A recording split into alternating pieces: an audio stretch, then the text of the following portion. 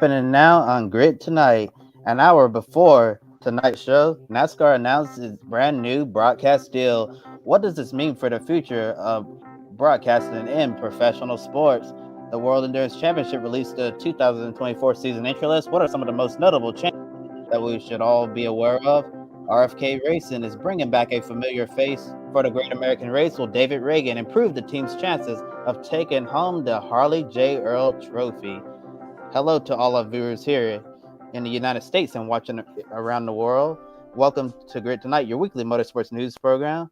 I'm Kobe Lambert from the Podium Finish. With me, Ben Snyder and Matt White from Grid Endurance Performance Index. We encourage everyone to comment in the chat below, ask questions, and consider supporting us through Super Chat. Now, Ben, take it away with the top story this evening, a really big development. That's right, Kobe, and thank you for having me fill in again. And I apologize to the viewers in advance. I was getting some notices while we were backstage, but my internet might be acting up a little bit, but Matt and Kobe have told me it's fine so far. Hopefully it stays that way because we've got some major breaking news to discuss tonight. NASCAR has announced a new 7-year media rights deal with 4 broadcast partners. Fox Sports and NBC Sports will return as 2 new streaming partners have arrived, those being Amazon Prime Video and TNT Sports. All 4 will broadcast the full 38 race schedule in the NASCAR Cup Series beginning in 2025 and ending in 2031. Fox Sports and NBC Sports will continue to carry most of the Cup races, each getting 14 races apiece, so 28 races total on those 2 networks. Looking at the specifics of this deal, Fox Sports will keep practicing qualifying for the Busch Light Clash, Daytona 500, All-Star Race, and other events in the first half of the season, as races will continue to air on Fox and FS1. NBC Sports gets the final 14 races of the season, including the Cup Series playoffs leading up to the championship race. These races will air on NBC Network, or NBC rather, USA Network, and Peacock. Now, the biggest change is the addition of streaming services, which will be quite a change for many NASCAR fans. Prime Video and TNT Sports will pick up 10 races, 5 apiece, during the middle of the season. Both streaming services have obtained exclusive rights to practice and qualifying for the entire Cup Series schedule throughout the 2031 season. Prime Video will stream practice and qualifying live for the first half of the season through their last race in the middle of the season, minus, of course, the Clash, Daytona 500, and All-Star race, as previously mentioned. That's when things pick up with TNT Sports, broadcasting live on TNT, on traditional cable, and streaming on the BR Sports add-on on Max. That's Bleacher Report. Practice and qualifying will stream on Max and air on True TV for the remainder of the season. The graphic on your screen, courtesy of NASCAR themselves. Matt, will this new broadcast rights deal end up being a good thing for NASCAR given where we are in the streaming era? And do you believe fans might have some trouble keeping up with all of these new changes? Yeah, it's a big change. Good evening, everybody. Streaming, we've talked about this for a while. When is NASCAR going to make this streaming switch? Finally, it's happening next, or not next year, 25. We may as well be next year. We're almost at Christmas, aren't we? But it's coming. Big chops off the end of the Fox season and the beginning of the NBC season to what we've been used to over the last handful of years. So it's going to be interesting to see what happens in terms of on-screen, commentary teams and pit lane reporters and all that kind of jazz going on. That'll all be hashed out, I'm sure, over the next 6 to 8 months. But yeah, big news for NASCAR. Good for them to get it out before the end of this year. And we've got obviously the celebrations in Nashville going on over the weekend as well. So good to get this out. And yeah, I mean, it's the best of both worlds, isn't it? You've got all your practice and qualifying, as you mentioned there, Ben, on the streaming services, with the races still being on the telly for the good chunk of the year, with the Fox stuff and the NBC at the back end with the playoffs. So it's a bit of a mishmash. I'm sure lots of people have got a Prime subscription as well as obviously having the cable stuff too. So hopefully it's not going to cause too much of a headache, but all of the fans that have been, it's on this channel at this time are going to have to get their head around it being a bit all over the place for the beginning. But hopefully that won't take too long to get straight, and everybody will know where they are and where they need to be watching from. Yeah, I know a lot of fans are going to be upset that some of the races are going to be on a streaming service, no matter what that service is. And I mean, you go look at the NASCAR Facebook comments every time the race is on cable, okay, let alone putting it on a streaming service. I think that, I can certainly understand fans, not wanting to, just where we're going in general, all the passwords you got to remember, all the different prices you got to keep up with. And, how you budget all that. I get all of that. But I do think that if NASCAR was going to go down this path, Amazon and formerly HBO Max, now shortened to just Max, I think those are probably objectively the two best services you could possibly be on. And let me just tell you why. The last stats and numbers when it comes to total subscribers for Amazon Prime Video, 205 million. All right. Max has 76.8 million. What are IndyCar fans having to deal with now with NBC having the full season and deciding after a couple of years of putting one race exclusively on Peacock, now we're going to have two next year. Do you know how many subscribers Peacock has? 28 million. That is barely 1/3 of what Max has. And as we mentioned, the Max races will still be simulcast. They're simulcast on Max, airing on traditional cable with TNT as well. So it's not even an exclusive deal when it comes to that. If NASCAR had gone down the IndyCar path and said, okay, Peacock will give you, NBC will give you a couple of Peacock exclusive races here, then I could really start to see some valid criticism of that, because at least at the moment, who knows where the streaming landscape is going to be. And I heard the guys on the morning drive talking about this morning, Pete Pistone saying, ESPN's probably going to go direct to consumer in a couple of years, maybe by the time this new TV deal starts. We don't know where we're going to be at the end of this deal in 2031, but here in 2023, as we look ahead to 25, I don't think Peacock is big enough yet to justify a move like that. I do think Amazon Prime and Prime Video, and when you look at what they've done with the NFL and Thursday Night Football, I do think they're big enough to be the one to test these waters here, and we'll see how it goes. If the numbers are absolutely terrible and tank, maybe we made this move a little bit too soon.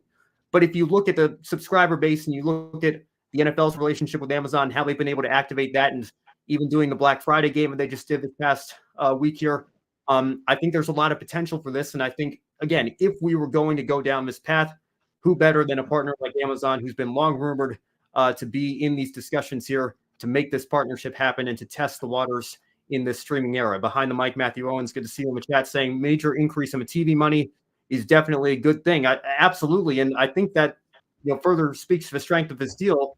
It's no secret that NASCAR's ratings since the last deal was negotiated, I suppose, at the end of 2013, from the start of the 2015 season, we talk all the time on these shows how the ratings are just not what they used to be. So for NASCAR to still be able to bring in more money through the TV contracts and revenue there, I think is absolutely a massive victory. So it's probably not perfect. And again, in the eyes of a lot of fans, it's going to be a hassle to keep up with, practice and qualifying being on a different network.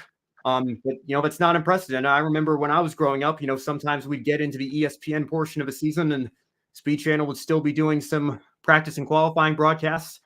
I know it hasn't really been the case since Fox and NBC have kind of split the season in half here, but again, I don't think that it's entirely an unprecedented sort of deal either. And I think if fans are truly dedicated, it's easier than ever. You just Google what channel is the race on today, or go to NASCAR's website, and you'll get the answer there for you as well. Matthew Owens also adding, Amazon is a great choice. By the time this starts for NASCAR, Amazon will have 3 seasons of broadcasting the NFL in their pocket. Good for NASCAR not to be a guinea pig with Netflix or Hulu, etc. And ESPN Plus, I'll also, since you brought up Hulu as well, Matthew, with the Disney partnership and everything, ESPN Plus is, I think, in a similar subscriber range to Peacock. So I would not have been a fan of them getting an exclusive race either. I don't think that a streaming service like that is big enough either. Nick P says people want Alan Bestwick back to do NASCAR. I know Matthew certainly does. He's here in the chat right now. We'll cross that bridge when we get there. But again, I was just thinking about this, earlier today as well. Larry McReynolds was doing Fox Sports coverage the first, whatever it was, 13, 14 races of the year, and then TNT would come in and he'd do their broadcast as well. I think Matt Yoakum used to do the entire season for Fox and NBC back in their first splitting of the season from 2001 to 2006. So, again, that's not unprecedented either for networks to kind of share on-air talents and everything. I remember Rick Allen was doing the NASCAR America studio shows while he was still in his final year doing the Truck Series broadcast with Fox. So, that'll be a very interesting conversation to have at a later date as well. But I think Alan Bestwick, unfortunately for us as NASCAR fans, I think he's very happy with what he's doing right now with UConn's women's basketball team and doing SRX in the summer. So I don't know, as much as I would love to see him back, how realistic that option necessarily is there. So, Matt, I don't know if you have any further thoughts on this. Otherwise, we can move on. Yeah, no, I was just going to say quickly before we moved on, and Matthew Owens pointed out in his comment before, me and Kobe had a quick chat before that we went on air. Amazon is a key as the stream, because I don't think you could have had it on Disney Plus or Netflix or maybe even Apple TV, because they don't do live things, do they? Really, there is very little live stuff. Amazon, as you say, have got the NFL. They've had Premier League here in the UK as well over the last couple of years. We've got a Premier League Amazon week coming up in a couple of weeks' time, where all the games in 1 week are on Prime. So I think that was, if it was going to go to anybody, it was going to go to them. Yeah, Apple has the Major League Soccer season pass, so that's a very experimental deal there, and it's not included in Apple TV. There are some games that are free.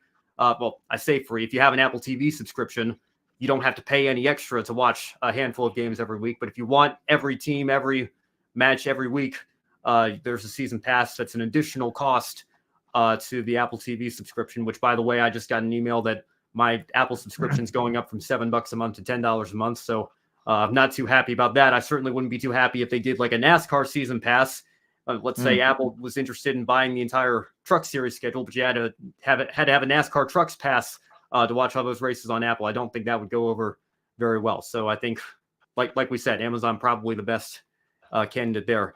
Matthew saying, don't be surprised if Amazon goes into using NBC people. That's what they did with the NFL, getting several names there, including the great Al Michaels. I would expect Amazon to continue that relationship. Well, I know you'd be happy, Matthew, because I know Rick Allen's your favorite broadcaster, so that would mean more of him. So, I mean, Amazon have got that first half of the year, though, when it's Fox races. So surely you're not going to have two lots of groups on site doing the same qualifying and then switching for the rest. That's going to be interesting. Yeah, that's a good point, though, as well, because it goes Fox and then Amazon and then Turner. And then switches in the middle. And then, over to NBC. Right. So, again, that'll be a very interesting conversation that I'm very much looking forward to seeing how that breaks down. But of course, like Kobe mentioned, just an hour before we came on air, we got this news confirmed. So everybody's still reacting to the TV networks news itself. Who's going to be on air for the networks? We'll figure that out at a later date, I'm sure. To quickly mention as well, before we move on to the next part of this story, and I know, as you just mentioned, it's only come out in the last couple of hours. Very interesting to see what they do internationally, of course, waving the flag from the UK here, because we're still not entirely sure what we're getting next year, let alone in 25 onwards, because there's some rumblings about Viaplay and the fact that they're pulling out of, Josh reported this in the summer, that this was potentially happening on the show. They have a contract, but what that's going to do is interesting. Will NASCAR take their international broadcast back in-house and dispense it that way, a bit like a Game Pass kind of situation, as you mentioned before, where or Supercar Superview is the best example you can have of this, where you're outside of Australia and you can get it through the YouTube channel or wherever else. But it's going to be interesting to see what they do internationally with all these different broadcasters now, and the fact that, as I say, in the UK, we really don't know where we're going to watch the Daytona 500 in February coming up, let alone this time next year. I still love the irony of some of the reporters the first year that Peacock had the exclusive Toronto race for IndyCar and talking about how Peacock wasn't available in Canada. And you're in the media center trying to pull the race broadcast up, and you can't do it because the streaming service isn't available in that country. But we'll leave it there for now. Some other streaming news, additionally, Prime Video is currently working with NASCAR Studios on a Garage 56 documentary, so we can look forward to that. All NASCAR races, qualifying, practice sessions, and other content will be available to Prime members in the United States. Bleacher Report will also feature NASCAR content across its social, digital, and mobile platforms. That will be absolutely huge as well. Now, the NASCAR Craftsman Truck Series, that will continue to air on FS1 as Fox Sports maintains the rights to that series. Of course, it was already previously announced that the Xfinity Series will be the exclusive home on the CW network. Matthew actually was texting with me earlier before we came on the air. How's this for some irony? 100%, because the CW is technically broadcast network television. 100% of the Xfinity schedule on network television. 25% with 5 Fox races and 4 NBC races of the Cup Series schedule. That seems a little bit backwards, doesn't it, Matt? I'll pose this follow-up to you here. With that in mind, do you see NASCAR's viewership numbers growing from this deal or continuing to shrink? And what are your thoughts on the Truck Series staying with Fox Sports? I think probably not much of a surprise there. No, that isn't a surprise. and they've been the holders of the Truck Series, haven't they, for however long it's been now, a very, very long time. So no surprise to see them keeping hold of that. It is going to be interesting to see what the numbers do. And we've talked, as you mentioned before, we've talked about numbers on NASCAR viewings for the last, well, every Grid Network show basically for the last couple of years when this has come up. They've been up and down, generally trending slightly down. But I guess now with a couple more viewing options, that perhaps will bring in my favorite phrase, the casual fan that's sitting around on a Sunday afternoon and, oh, what's this racing cars thing? Let's take a look at this. If you're just a Prime, Amazon Prime member or something like that inside the US. If you've not heard of NASCAR and you're inside the US and you know what racing cars are, then there's a problem there, isn't there? But that's a story for another day. But we'll have to wait and see on all of that. It's going to be interesting to see how that pans out. And then we're going to have the Fox numbers versus Prime numbers, and then there's TNT coming in, and all of that numerology stuff over that, especially that first year, is going to be a bit of a headache to get our heads around as it pans out throughout the season. Yeah, no doubt. Adam Lemery saying that's how I watch the supercars is through SuperView. Incredible to see the support races on there as well. Yeah, certainly going to be very interesting to watch all this unfold. Adam also adding NASCAR and CW could lead into ACC football during the fall. This is another point. Thank you, Adam, for bringing that up.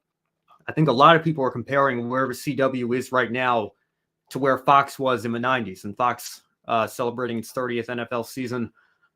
This could be the start of the CW becoming and continuing to become, I think that they already have in many respects, a major player in the sports media landscape. So, again, I know that part of the deal was already announced a while back, but there's a lot to consider here, a lot that we're all still just taking in and reacting to.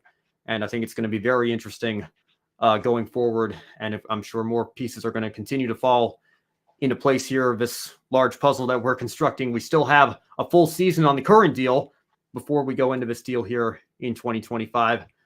Matthew also adding, I don't like the idea of summer of 26 NASCAR on TNT and Amazon going head to head with the World Cup in the US on Fox. Well, and to be fair, I think that's pretty much unavoidable. That's the biggest sporting event in the world. And, I think fans are already a little annoyed that we're taking 2 weeks off for the Olympics next year. I think trying to take an entire month off, or, at least it's not. I mean, imagine if that was the Fox portion of the schedule, and you've got to try to balance that around the World Cup being within the same family of networks. You might have a NASCAR Cup Series race bumped to FS2, I think, if that was going to be the case. So I would say TNT and Amazon for summer of 26, probably preferable to Fox having that portion of the season if they're going to be broadcasting the World Cup at that same time. But again, we'll look at the numbers, and I'm sure it's going to be a very interesting conversation in a couple of years' time, to Matt's point as well, especially in that first year, seeing how this deal goes. But I think all things considered, given the ratings trouble that NASCAR has been in the last several years, again, it's not a perfect deal, but I think it's a lot better than a lot of people were expecting just from a business standpoint for NASCAR going forward. And to have multiple partners now, again, I would think that brings in more opportunities for more revenue, and that's ultimately what's going to keep the sport going. So great stuff to see there. And we'll leave it there for now, and I'm sure pick back up on it as more news continues to develop in this conversation. We move on now to some endurance racing and sports car racing. The 2024 FIA World Endurance Championship entry list was released, showing 37 cars entered in the Hypercar and LMGT3 classes. Switching from a 4-class to a 2-class format, they've still managed to attract a good number of entries, with 19 Hypercars and 18 LMGT3s. Starting with the Hypercar class, Porsche Penske Motorsport has an interesting addition of a driver lineup as Matt Campbell comes over from IMSA to replace Dane Cameron. Dries Vanvoort and Sheldon Vanderlinde will drive for BMW M Team WRT in their Hypercar debut next season. Ferrari is adding a third Hypercar, with ex-Formula One driver Robert Kubica behind the wheel of that, just to name a few notables. The entry list on your screen, courtesy of the World Endurance Championship. We'll welcome Kobe Lambeth back in now. Kobe, are you surprised that Hypercar was able to attract this many entries, 19 in total? And are you concerned that IMSA won't be able to eventually match that number? Yeah, it's certainly an interesting little situation here. And I guess the World Endurance Championship has proven right, to kick out all the LMP2 entries to make room for all these hypercars. I didn't expect to see almost 20 hypercars this year, but it just shows how healthy things are right now in sports car racing. And when they announce this new global unified prototype formula, this is exactly what we wanted to see. We wanted to see feels like this, 15, 16, 17, 18, 19, 20 prototypes. And it seems like the World Endurance Championship is really doing a great job right now with the health of hypercar, just a few years in now. But who knows what this is going to look like in the future. And we know in sports car racing at some point, we'll reach what we like to call a golden era when things are healthy, seeing some strong fields and all of this. But I think we should enjoy this time period while it lasts, because it won't last forever. When we get towards the end of this formula, that's when you'll see the entries dwindling down. Maybe we'll be like at 10 full season entries, and then it might go down into the single digits before we have to move on to the next thing in prototype racing. Yeah, we're gonna pull up the entry list again. Got a lot of really great cars in this field. And some driver lineups. Thought it was very interesting that Ferrari decided to add a third hypercar there, because I know Risi Competizione was really hoping to be able to get one of their hands on one of these prototypes for the endurance races in IMSA, but it doesn't seem like Ferrari is interested in putting their hypercar in IMSA for whatever reason. And I think one of the biggest differences that you see when you compare the World Endurance Championship entry list versus the IMSA entry list is all of the IMSA prototypes are built to the LMDH platform. They don't have any LMH cars. And while you look at the World Endurance Championship, you have a good mix of LMDH and LMH cars. And I know in the next couple of years or so, IMSA is finally going to see its first LMH car when Aston Martin brings this car down the line. So I know if you're IMSA right now, it doesn't look particularly good to see, the World Endurance Championship having way more entries than you. But I think on the IMSA side, you just have to give some things time, because when you compare looking at the World Endurance Championship, all of these manufacturers, they care about one thing. They want to win the 24 Hours of Le Mans overall, one of the greatest sports car races on the planet. And I really think that's one of the major draws for the hypercar class, because all those manufacturers, those teams, they want to win the 24 Hours of Le Mans. And IMSA will just have to wait to see if we're going to see any LMH platform prototypes come over and race in America. Yeah, great point you make there, Kobe, about Le Mans. Already a sellout, by the way. The race isn't until June, and it's already sold out for tickets. And of course, Ferrari won it on their return last year. Didn't win another race in the whole of the World Endurance Championship. Toyota swept the board apart from at Le Mans. It's a very exciting list. I'm super excited for the start of the WEC. Starts on the first weekend of March at Qatar for its new opening round. Not going to Sebring, of course, anymore. But it's really, really exciting. And I was just about to bring up, and Adam's done it there in the comments. Cool to see Robert Kubica in a hypercar. Can't wait to see how he goes. Of course, it looked like, excuse me, back in the day that Kubica was working his way towards a Ferrari Formula One drive. Now he's finally going to get to drive a Ferrari in a World Championship event, although not Formula One. And also a story doing the rounds today that he looks like he's going to dovetail that with some European Le Mans Series races as well next season. So Robert Kubica is going to be a very busy boy. But all those hypercars in there is really, really good. And as you mentioned, Kobe, we've still got Aston Martin to come. Who else will come out of the woodwork and bring in another new manufacturer name? Because we see this often when there's a rule change in multiple categories of motorsport around the world. There's a rule change. Everybody flocks to it, a bit like Formula E, I guess. So, and that's kind of starting to dwindle a little bit, but has sort of plateaued. But everyone comes to it, and then just bit by bit, we see people dropping out of it. Of course, and it wasn't so long ago that we had Toyota, Audi, and Porsche running at the front in the WEC, and then it ended up just being kind of really Toyota on its own after the whole Dieselgate stuff with Audi and Porsche. So it'll be interesting to see how it goes over the next couple of years. And there has been a cap on this field for next season. They are looking at extending it out further for years to come. Now breaking down the manufacturers who were granted entries in LMGT3, Aston Martin will see the Heart of Racing team and D-Station Racing field their cars. BMW will be represented by Team WRT. Notably, multi-time MotoGP world champion Valentino Rossi will make his WEC debut. To no one's surprise, AF Corsa will have the Ferraris as the Iron Lynx and Iron Dames stay in the series with Lamborghini. Another non-surprise, United Autosports will compete in the class with McLaren given Zach Brown's ties there. Proton competition enters with 2 Fords, while GT World Challenge regulars Akotis ASP fields a pair of Lexus RCF GT3s. Notably, Kelvin Van der Linde will be in the lineup. TF Sport gets 2 Corvettes with 2 newly named factory drivers on the entry list, Danny Hungadea and Charlie Eastwood. Last but not least, Manthe gets to represent Porsche. Matt and Kobe, when this was announced, you two were very critical of a 2-car per manufacturer limit. Do you still feel that same way after seeing a healthy entry list? Yeah, a little bit. It's just 2 Porsches in GT is just not enough for any sports car race, frankly. No Mercedes, of course. They've been kind of banished from the WEC because they don't have a hypercar program. So, yeah, and again, back to my last point on the last question, really, that the field's been capped. It will expand. We will see, I'm sure, as this goes on, some fluctuations in the field size, as I said before. We'll get some customer cars turning up from time to time. So maybe some more local entries from, like Fuji. They'll bring a couple of the teams in from Japan or from America when they're at COTA potentially as the years go on, because GT3 is such a world class now and is run all over the world. So it is a shame that it is just the 2, and it has been over the whole of the WEC period that we've had.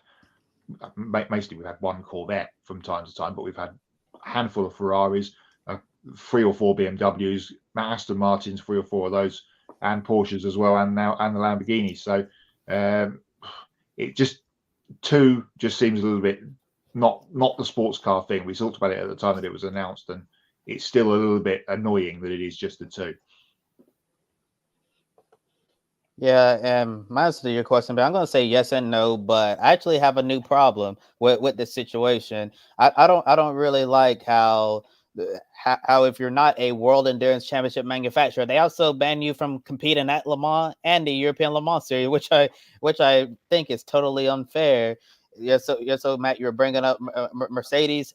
If you have a hypercar program, you automatically get to compete in LMGT3. But since they don't have a hypercar program, that's why Mercedes, the likes of Mercedes, and even Audi, they were looking to enter their GT3 car, despite disbanding their customer racing program. But unfortunately, they weren't able to get an entry. I just think is just like way too much gatekeeping when you're like, if you're not a registered manufacturer for the full season of the World Endurance Championship, you also cannot compete in the European Le Mans Series. I don't see any harm in letting them compete at the European Le Mans Series. And you got the Le Mans test day. If you wanted to if you wanted to get some BOP on Mercedes, let them come to the Le Mans test day and see where things are, and then BOP them after you collect data from the test day and all of that. So I just don't understand the reasoning why you have to be a World Endurance Championship manufacturer that's registered full-time to compete in the European Le Mans Series in the 24 hours of Le Mans. European Le Mans Series is an entirely different series from the World Endurance Championship, so I don't see why that should matter at all. I guess that's why you see everybody's competing in the winter schedule in the Asian Le Mans Series, which is going to be starting up very, very, very soon. But yeah, I am pleasantly surprised to see a healthy entry list in LMGT3 despite the manufacturer limit here. So I'm certainly hope it's going to be a great 2024 season. Absolutely. Lots to look forward to with those new entries, and we'll leave it there and move on to another new entry in the world of NASCAR Cup. RFK Racing will be entering a 3rd car in the 2024 Daytona 500 and bringing back a familiar face to the Roush family. Super Speedway ace David Ragan will drive a number 60 Ford Mustang, potentially giving Brad Keselowski and Chris Buescher another drafting partner should Ragan qualify for the 500. His spot in the Great American Race, it should be noted, is not guaranteed because he will be in an open car. BuildSubmarines.com will sponsor the car, which is part of a newly introduced hashtag Stage 60 program. Now, of course, the number 60 is an iconic number holding lots of meaning in Roush's history. According to Steve Newark, president of RFK Racing, Stage 60 is a way of honoring the team's past and also looking forward to its future. Bringing back Ragan, given his past as a Roush driver, certainly looks good on paper as he's a 2-time Cup Series race winner, both of which occurred on super speedways. Ragan won the 2011 Daytona Summer Race and also scored a win at Talladega in 2013 with Front Row Motorsports. Stage 60 is also expected to participate in additional races throughout the 2024 season, which will be announced at a later time. The graphic on your screen, courtesy of RFK Racing. Matt, assuming he makes the race, will David Ragan improve RFK's chances of winning the 500? And could he emerge as a dark horse pick for the win himself? Well, he very might well do, mightn't he? Because we've seen how well he goes on the super speedways, as you mentioned, in the past. And he's got two very, very good super speedway racers as teammates in Brad Keselowski, the team boss, and Chris Buescher. So that is going to be a real story if he can get, obviously he's got to get in first. Let's get him through Thursday, through the duels, and get him into the race. But once he gets in, if he does get in, of course, that we'll have, the Penske's all lined up, the Gibbs cars all lined up, and then we'll have the three RFK cars all lined up, maybe coming towards the flag, and it'll be all kind of traditional chaos. But this is a good story. David did say, he wants to continue in just doing selected races, and if he can team up with his old team and get himself back on the grid, and this is a pretty decent way to do it, I'd say.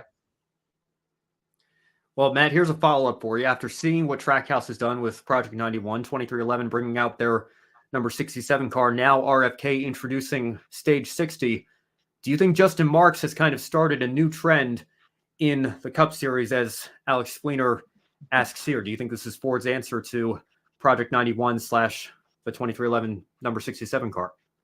Seems to be, doesn't it? They were the missing piece of that puzzle. And yeah, Justin Marks has set the wheels in motion for, look what it did for the series over the last year, with all the fuss that Kimi Räikkönen made in his two starts at Watkins Glen and at COTA last year. And then, of course, Shane Van Gisbergen coming in and winning in Chicago, and then getting himself a top 10 at Indianapolis, and then getting himself a ride with the team in some shape or form. Still to find out what SVG's schedule is going to be next year, waiting on bated breath for that. But yeah, it looks like it might be a good thing. There's going to be loads of people that are Ford aligned that will, if they get a phone call from Brad Keselowski or Roush executives, do you want to come and have are you free on this weekend? Do you want to come and have a run? I'm sure a lot of people will be sticking their hand in the air and say, oh, yes, please, we'll have a bit of that. We know Cam Waters from the Supercars paddock was at Martinsville last spring for that race, checking it out. Ran a very cool-looking Ken Block livery to victory last weekend at Adelaide in the Adelaide 500. So he'll be looking to have a run. That's another Supercars guy, of course, with SVG and Brody Kostecki getting their runs last year. More Brody runs to be had as well next season. Maybe they can pull some of those guys from the World Endurance Championship who have got plenty of off weekends to come and have a run on some of the road courses. Joey Hand obviously will be potentially part of that, because he is one of those Ford World Endurance Championship drivers and has previous NASCAR experience. So it's going to be interesting to see who they can pull from all of their platforms around the world, and just from inside North America, really, to see if they can bump people. Maybe they can bring some people out of the Xfinity series, or some guys in the truck series that are a bit of a shining light but have got really nowhere to go potentially. The options are endless for that team to see if they can make this work, and it'd be interesting to see how many races they do get that car out and run it at. Because obviously we've only seen 4 or 5 now from the Project 91 stable over the last 18 months. Yeah, and I know some people said, we got a comment here from Adam Lemeris as well, bring back Carl Edwards in the number 60 car for a race. That would be so cool. It certainly would be, but I think, people might not realize it's been 7 years.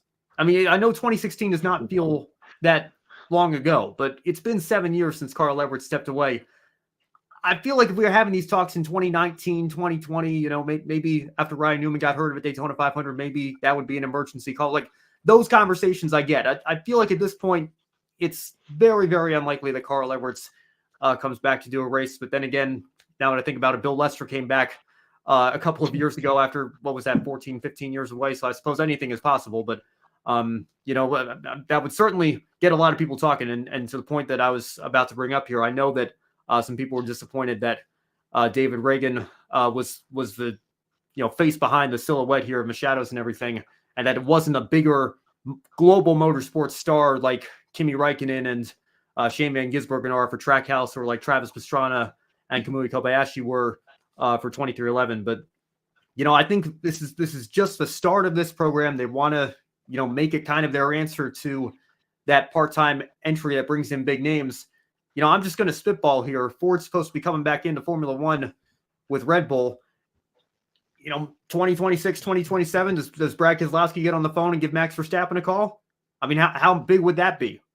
And Bubba Wallace is talking about getting Lewis Hamilton in that number 67. I mean, I think the sky's the limit with these entries here. Just because David Ragan is not a household name in motorsports globally, he's still a great super speedway racer. To your point, Matt, I think he's going to be a threat to win the 500 if he can qualify with the car he's going to have. I'm very excited to see where this project goes. Sorry to cut you off, but I think it's going to be great. Perez will be looking for a ride by then, and he'll be a Ford engine still at Red Bull at that point. So maybe he can come in and be the next Mexican to come to NASCAR.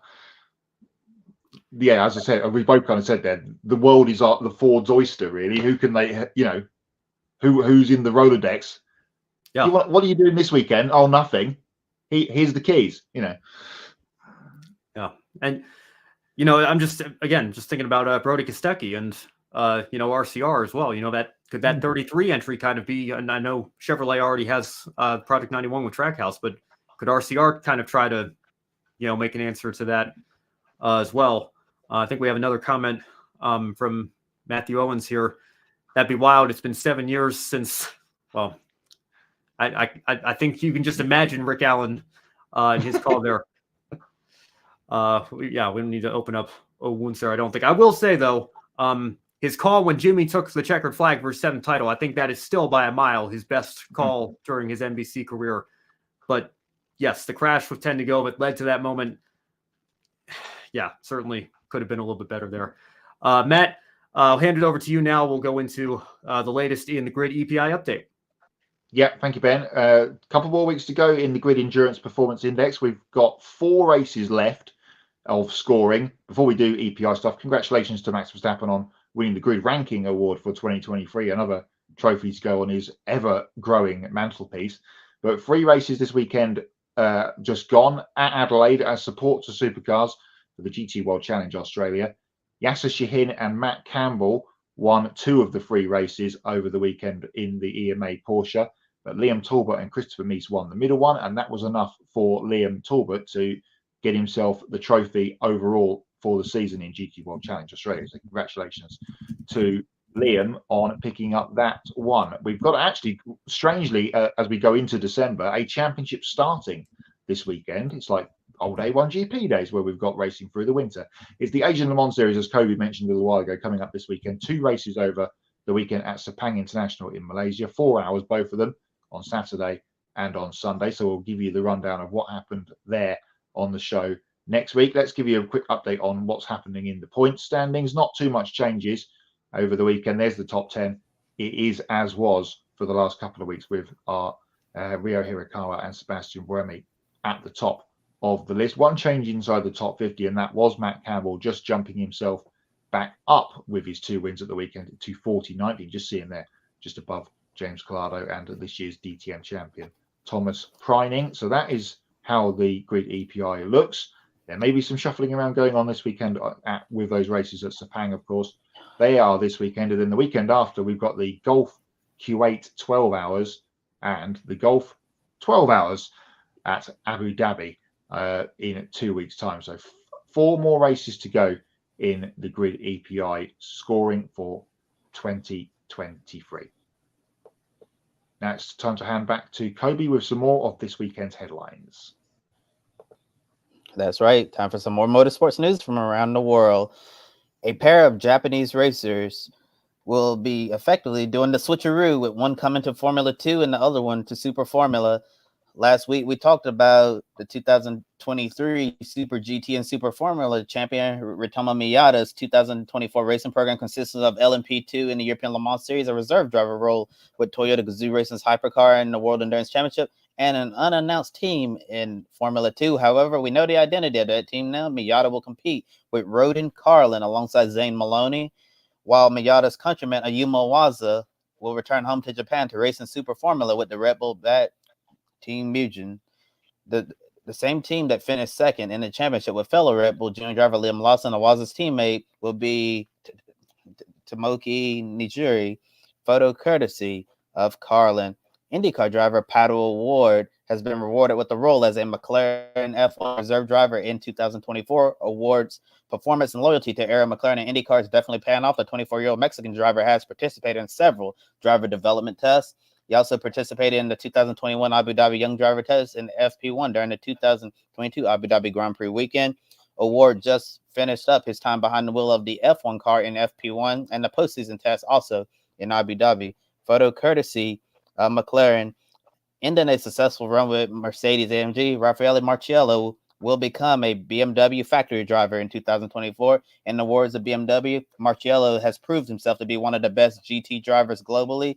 In 2022 and 2023, he won the Drivers' Championship in GT World Challenge Europe, winning the 24 Hours of Spa, and another driver's title in a DAC GT Masters in 2022. A few weeks ago, the Italian driver also became a two-time winner of the FIA GT World Cup at the Macau Grand Prix. Marciello called the move to BMW as a works driver a significant step in his racing career. I assume he's very excited to go prototype racing.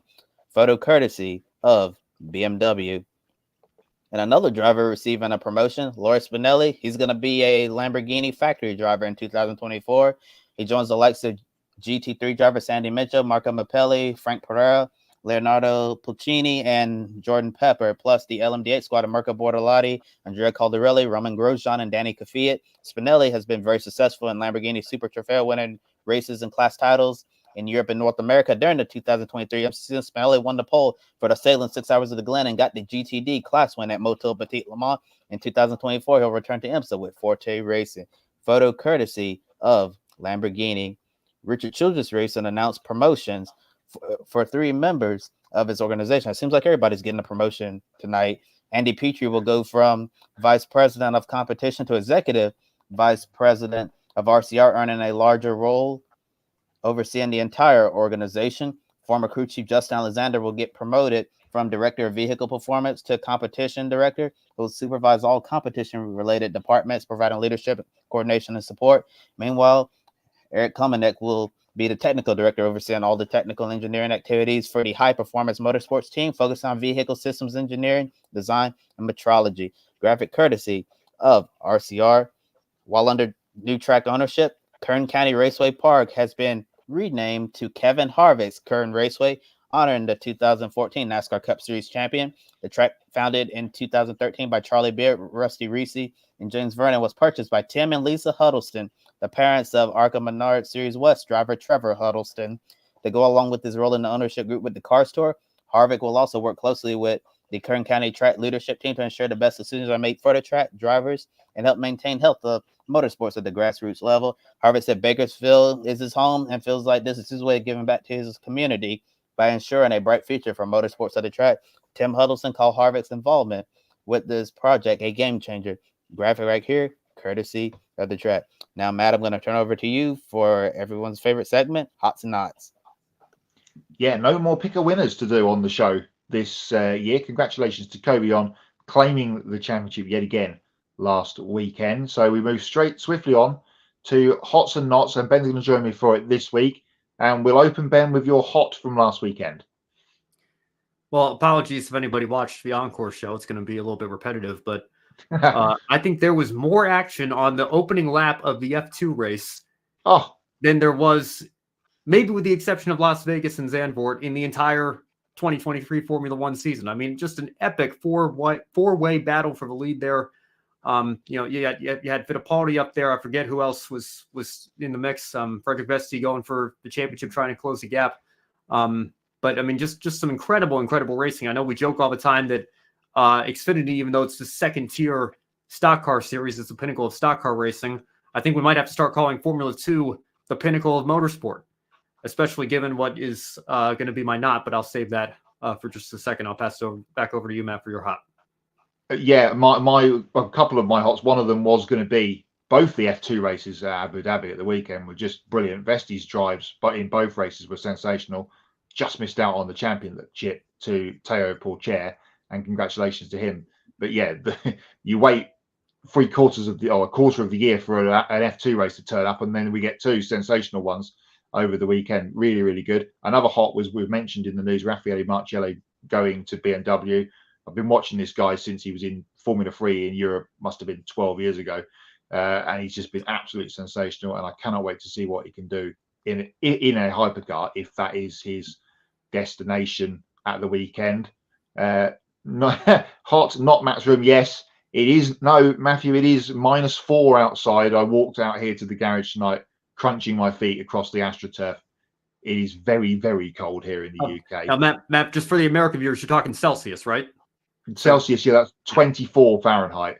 So it could be worse. It's not great, but it could be. But this is almost as cold as it probably ever gets here in the UK. Adam says, what's hot? Kostecki winning the championship and Matt Payne getting his first career race win at Adelaide.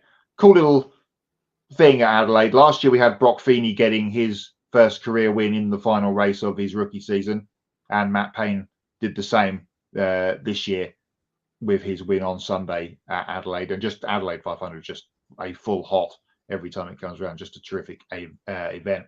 What about on the flip side then, Ben? You said you had knots. I'm excited for these. Well, again, I think I kind of alluded to it, but now that the season's over, I'm going to flash back and say my knot is that Red Bull really were nowhere to be seen in Singapore, because if you're going to dominate this much, if you're going to make things this boring and this repetitive and this predictable for us as fans watching, and this much of a foregone conclusion, can you at least do something that's never been done before and go for a perfect season, go 22 for 22? I mean, they were just nowhere during the Singapore weekend, but it's the fact that they can't even be so dominant as to do something that's never been done before. It's that extra little annoyance. And I'm not saying this because I don't like Red Bull or I don't like Max Verstappen. I've repeatedly praised what they've done and accomplished here. But again, just flashing back to what we discussed, about 48 hours ago on the Encore show. Just the knot is, I guess, the 9 other teams that couldn't really mount any even semblance of a challenge aside from Singapore all season to Max Verstappen and Red Bull. And just couple that with the fact that the competition between, the rest of the big 3, and then McLaren and Aston Martin even kind of flirting with breaking into the big 3 and making it the big 4, even big 5 at the start of the year. I say that now when I think about it, McLaren really were nowhere close to that at the start of the year. They had an incredible turnaround, but they couldn't quite break through to start competing with Red Bull. That competition was so close. Imagine if that had been with Max Verstappen and with Red Bull for the championship. But, we got some great competition.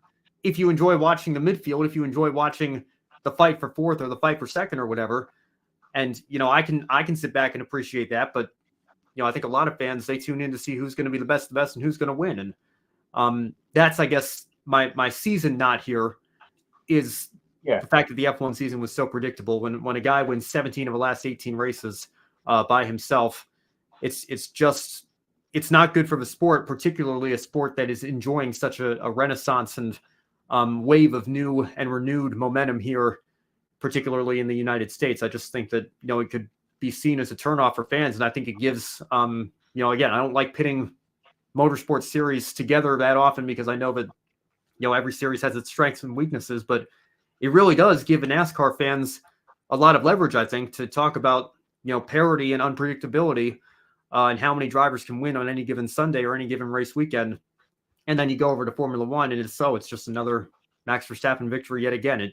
I don't know. It's very frustrating to continue to watch that week after week. And I hope that going into 24, some of the teams like Mercedes, Ferrari, and maybe even McLaren can close that gap a little bit.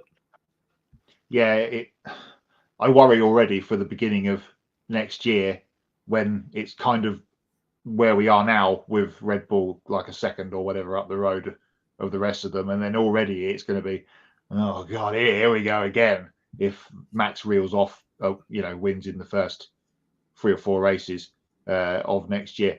Adam's already preempted one of my knots, which is Shane Van Gisbergen's 2 non-finishes when he was going for the championship at Adelaide. A knot of the Supercars Championship being wrapped up on the first lap of the first race of the weekend, with Shane getting involved in the accident with Will Brown, and also Jorge Martin being knocked off on the first lap or second lap of the MotoGP Championship finale, out on Sunday at Valencia.